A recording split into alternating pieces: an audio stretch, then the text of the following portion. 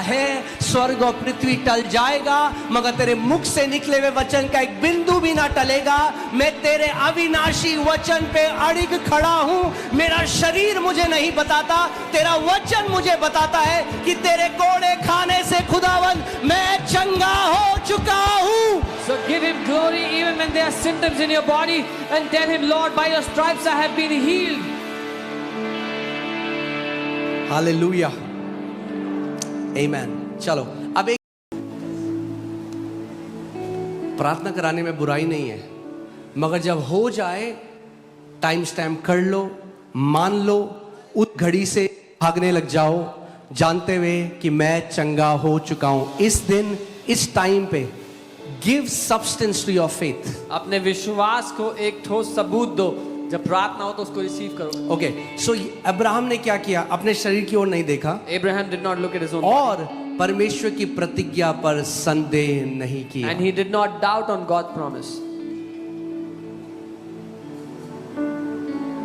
यही शैतान करता है, यही उसका काम है। This is- वो संदेह डाल देता है आपके अंदर कि जो परमेश्वर ने प्रतिज्ञा की है ना, ये तेरे साथ नहीं होगा। This is what the devil does. He puts a doubt in your heart that what God has promised will not happen. आप गवाही सुनोगे, मतलब गवाही नहीं, न्यूज़ सुनोगे कि कोई व्यक्ति जिसको वही बीमारी थी जो आपको थी वो मर गया। अब शैतान वो लेकर आएगा इन्फॉर्मेशन, देख वो भी तो बिलीवर था, वो भी तो क्रिश्चियन था, वो क्यों मर गया? फिर हम क्या करते हैं? सुनी सुनाई बात को परमेश्वर के वचन से ऊपर रख देते हैं। You will hear a news that somebody else who had the same sickness as you were struggling with died in that sickness and was a believer. And चलो फॉर एग्जाम्पल मान भी लिया, अरे तो उदाहरण उसी का क्यों ले रहे हो जो कैंसर में मर गया? अरे करोड़ों हैं जो कैंसर से चंगे हो गए, उनका उदाहरण लो ना। even if someone died of sickness, why are you taking their example? So many people are healed of cancer. Take their example. और ना अविश्वासी होकर परमेश्वर की प्रतिज्ञा में संदेह किया, पर विश्वास में दृढ़ होकर परमेश्वर की महिमा करी। But was strengthened in faith, giving glory to God. ये ऐसा इंग्लिश में नहीं लिखा, हिंदी में इसको लिखना चाहिए, विश्वास में दृढ़ हो गया क्योंकि परमेश्वर की महिमा करी। How do you become strong in faith? When you give glory to God. When did Abraham ने परमेश्वर की महिमा कब करी? जब इसहाक पैदा हो गया या उससे पहले? When did Abraham give glory to God? Before Isaac was born or after him? सो जब शरीर में सारे लक्षण हैं So when- तब उसकी महिमा करो कि खुदा तेरा वादा सच्चा है, स्वर्ग और पृथ्वी टल जाएगा मगर तेरे मुख से निकले हुए वचन का एक बिंदु भी ना टलेगा। मैं तेरे अविनाशी वचन पे अड़िग खड़ा हूं। मेरा शरीर मुझे नहीं बताता, तेरा वचन मुझे बताता है कि तेरे कोड़े खाने से खुदावन मैं चंगा हो चुका हूं। So give him glory even when there are symptoms in your body and tell him, Lord, by your stripes I have been healed. Hallelujah, amen. चलो अब एक चीज सेटल हो गई, क्या खुदावन आपकी चंगाई रोक रहा है? Is God stopping your healing? उसको दे दिया आपको He already gave it to you 2000 साल पहले। 2000 years ago. तो अब कौन आपकी चंगाई रोक रहा है? So who is stopping your healing? कौन रोक रहा है? शैतान।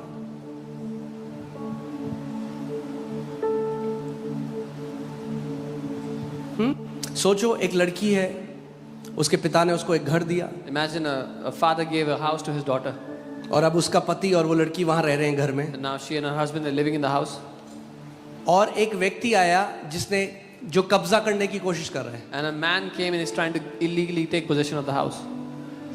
क्या वो लड़की अपने पापा को फोन करके बोलेगी, पापा फ्लैट क्यों नहीं देते मुझे? Should that girl call her dad and say, Papa, why didn't you give me the flat? हो गया, क्या हो गया इसको? He will say, what's wrong with you? दे तो दिया 10 साल पहले, तू और तेरा पति रह तो रहे वहां पे। I gave it to you 10 years ago. You and your husband are living there. तो वो कहेगी मेरे घर के अंदर एक घुसा है बंदा जो कह रहा है ये उसका घर है। She'll say, there's a man in my house saying this is क्या his कहेगा house. पिता? तो निकाल उस बंदे को घर से बाहर क्योंकि तेरा घर है वो। What will the father say? Get him out of your house because it's your house. ये शरीर तुम्हारा घर है। जब बीमारी घुसती है, परमेश्वर ने आपको अधिकार दिया है, वो कहता है मेरे वचन का इस्तेमाल कर और निकाल इस बीमारी को अपने शरीर से This बाहर। body is your house. When sickness tries to get in, symptoms try to get in, God has given you authority to get them out. Is that clear? That from God's side you don't have to convince him? साफ है कि परमेश्वर की ओर से उसको मनाने की जरूरत नहीं है आपको। जब यीशु मसीह एक बीमार को देखता था, When Jesus saw anybody sick, क्या पूरी बाइबल में, मैं आपको एक चैलेंज दे रहा हूं, जाओ पढ़ो और मिले तो मुझे भी बताना, I'm giving you a challenge. Go read in the entire Bible. कि if you पूरी बाइबल में find. In the entire यीशु Bible, मसीह ने एक बीमार व्यक्ति को देखा और फिर Jesus कहा, saw हे परमेश्वर पिता, तू इस बीमार व्यक्ति को चंगा कर। that Jesus saw a sick person and that said, "Oh Lord God, would you heal the sick person?" एक भी बार पतरस की सास को बुखार था, Peter's mother-in-law had. यीशु मसीह ने, बाइबल लिखता है, ही रिब्यूक्ड फीवर, बुखार को डांटा। आमेन। यानी बुखार किसकी ओर से था? अरे आजकल फ्लू चल रहा है, फ्लू। अरे फ्लू तो चल रहा है, मगर उस फ्लू के पीछे शैतान है, डांटो उसे। यीशु ने बुखार को डांटा। Oh, the flu is going around. No, there's the devil behind the flu. Yeshu Rebuke ने it. कहा, हाँ हाँ सबको हो रहा है आजकल, हाँ हाँ नासरत में फैला हुआ है फ्लू, हाँ हाँ सबको हो रहा है, ठीक है ठीक है। पतरस, तेरी सास को भी हो गया, सबको हो रहा है flu. Jesus didn't say it's flu around Nazareth nowadays, so your mother-in-law is also infected. We have a habit of accommodating sickness with us, हमें आदत है बीमारी को अपने साथ रहने की जगह देने की. क्योंकि सबको हो रहा है Everybody is getting तो it, भाई हमको भी हो गया। so we'll also get it. मगर यीशु मसीह ने ये नहीं कहा। But this is not what Jesus said. यीशु मसीह ने कहा, अरे पतरस, जेरूसलम में फ्लू फैला हुआ है आज। He didn't say there's flu in Jerusalem nowadays.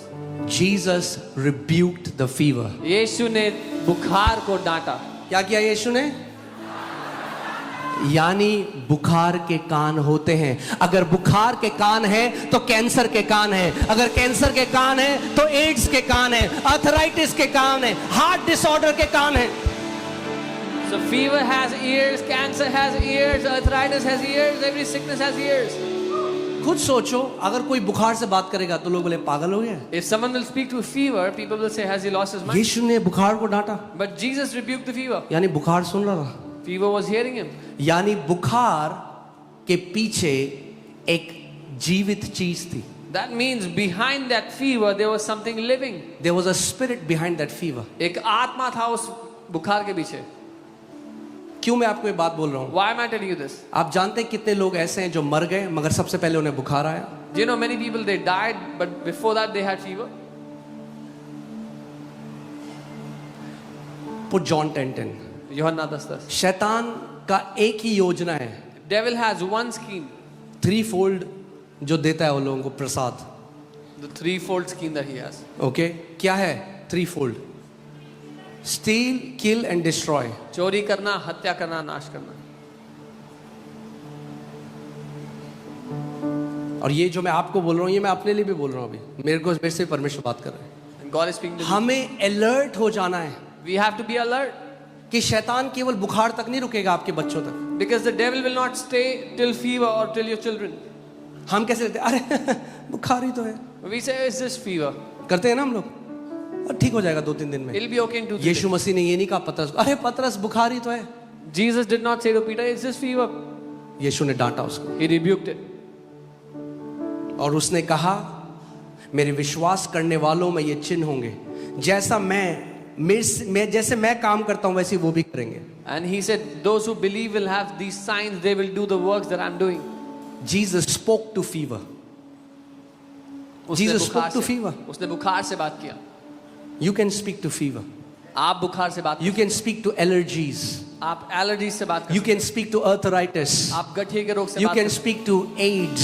Ads से बात You can speak to cancers. Cancer से You बात can speak to tumors. Tumour से बात कर सकते You हो. can speak to any genetic disorder. कोई भी जेनेटिक बीमारी. Arthritis,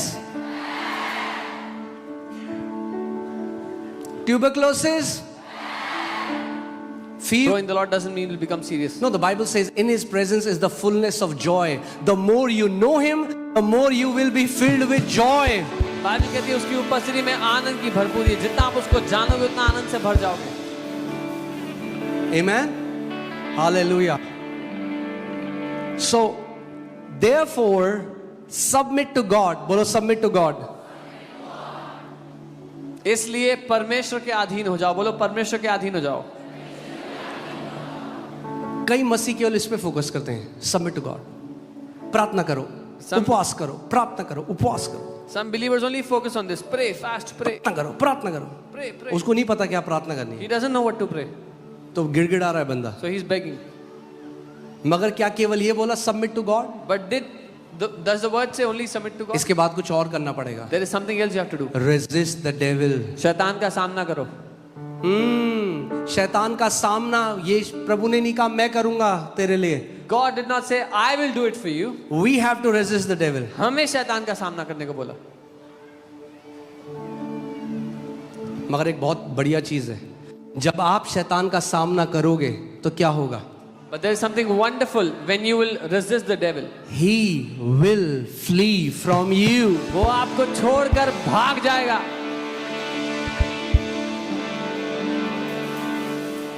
अगर शैतान नहीं भाग रहा, कई मसीह हैं, हो पास्टर जी शैतान शैतान शैतान शैतान शैतान शैतान शैतान. अगर इतना शैतान हो चुका जीवन में, इसका मतलब आप उसका सामना नहीं कर रहे हो. Some believers keep talking about the devil, devil, devil all the time. It means you're not resisting him. क्योंकि अगर शैतान का सामना करोगे तो बाइबल में क्या लिखा है, क्या होगा? Because if you will resist. इतनी बड़ी दुष्ट आत्मा थी उसके पास, इतनी बड़ी. Oh, but you don't know it was a very big spirit, very big demonic spirit. अरे तो तुझे ये नहीं पता इतना बड़ा अधिकार है जो यीशु ने तेरे को दिया, इतना बड़ा अधिकार है. You have no idea how big the authority is that Jesus has given to you.